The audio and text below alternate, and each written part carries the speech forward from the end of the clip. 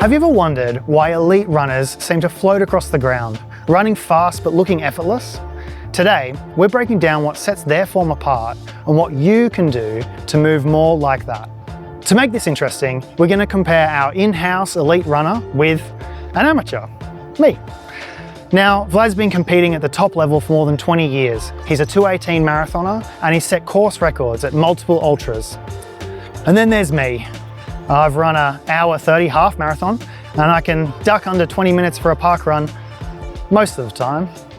We're each going to run a controlled 400 meters at around 5k race pace.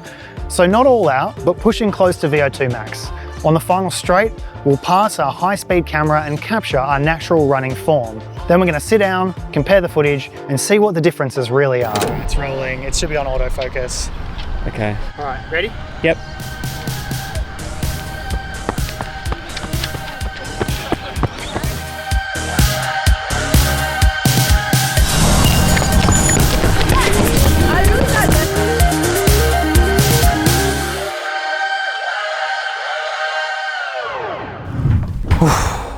Right, let's jump into the footage.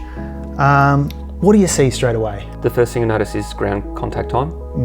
So you can see in the side-by-side comparison that I'm spending less time on the ground. So getting my foot off much quicker. I'm surprised by how big of a difference it is. I mean, I've done some calculations and it's about 25%, which, you know, over the course of a 5K, that's going to add up to more than 2 minutes. Yeah, it's really significant. So even just that one piece of information there is going to be a lot of help for you. Yeah, and like, you know, thinking about like ultras, you know, that's going to add up to hours of extra time where there's, you know, force and impact going through my body. The fatigue is going to add up quickly. You're right, like the longer you are on the ground, there's just more chance of stuff happening in terms of the fatigue, cramping. Yeah, I mean, no wonder most of my ultras have fallen apart and you've set course records. What about stride length? I mean, to me, yeah, like I can see that there's obviously a difference in our stride length. Yeah, absolutely. So I guess moving through the air for longer than you are. It's surprising how visually, until you slow it down, it doesn't look like a great deal. But then from one step, you can see that you're about half a foot length, you know, striding further than me. If you expand it out to just a 5K, that's going to add up to almost 500 meters where you're in front of me, which is a huge difference. I can also see, you know, it looks like every time my foot hits the ground, I'm sinking into that stride as well. Yeah, so you're sinking a little bit more, that's for sure, and then you would be putting like a fair bit of force through your quad muscles. Whereas because my ankles are stiffer and I've developed through a lot of plyometrics, like a lot of specific recoil strength in my lower limbs, when I hit the ground, it's just like bang. You can absorb the impact very quickly and then go up, and it's all through those tendons and the muscles and the stiff ankle and the calves. All right, Vlad, so what can I do to fix these things?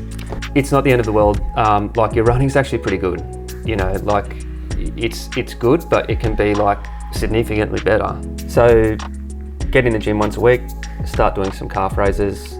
They're gonna help you develop the ankle stiffness and the springiness, which is gonna help you.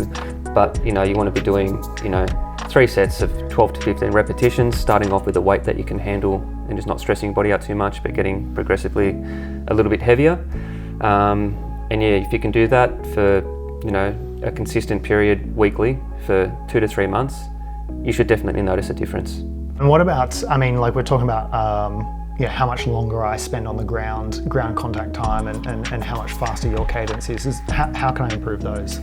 So that's where we can then utilize running drills and plyometric exercises to great benefit, you know, because you're moving rapidly, you're moving in an extended range of motion, but you're helping to develop that stiffness and the spring, which is essential to making sure that you're using the ankle as your powerhouse muscle rather than sinking into the quads when you take off.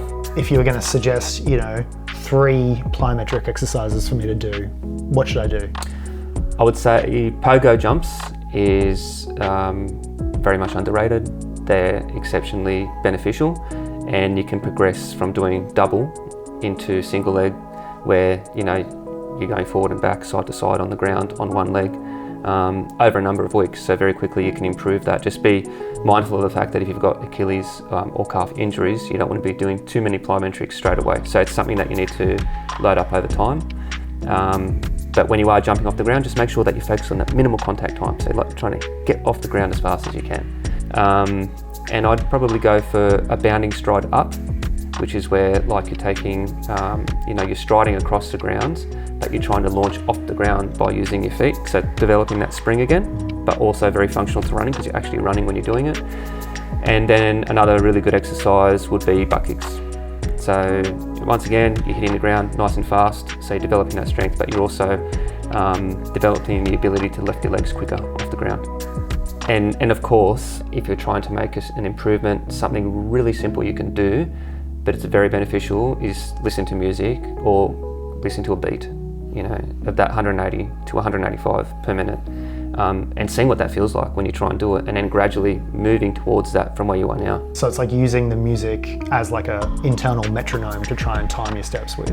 Absolutely. So it's like developing your sixth sense. It's like making it come naturally to you without having to think about it all the time. And I know you've been a big advocate for them in the past, but would hill strides be something that you could work in here as well? Yeah, absolutely. Hill strides is going to help you with leg strength, but it's like functional running strength. Like you're moving in an extended range of motion without the impact, and it's going to have minimal impact on your training week because you can just do it without eating into your energy reserves too much. But it's going to be so helpful to helping you develop better running form and economy. Wow, yeah, that's really interesting, and it's so surprising to me. It's the difference is not just going to be about, I always thought if I want to get faster, I've just got to keep loading my week up with miles and doing harder and harder, interval sessions and things like that. But it seems like here, I can actually make a big difference by just focusing on the mechanics. And absolutely, and the investment is really just your time. So you don't need like anything expensive or to do anything which is like really wild to make these improvements. It's just you being more conscious and taking 5 to 15 minutes a week by adding in the hill strides, adding in some running drills and plyometric exercises, and you'll see significant improvements in your running. Thanks, Vlad. That's really interesting, and I hope that's been really interesting for all of you guys. And as always, if you enjoyed this content, subscribe. It really helps the channel. And if you've got any questions about this or anything else related to running, drop a comment below, and we'll try and answer it either there or in a future video. But until next time, enjoy your running.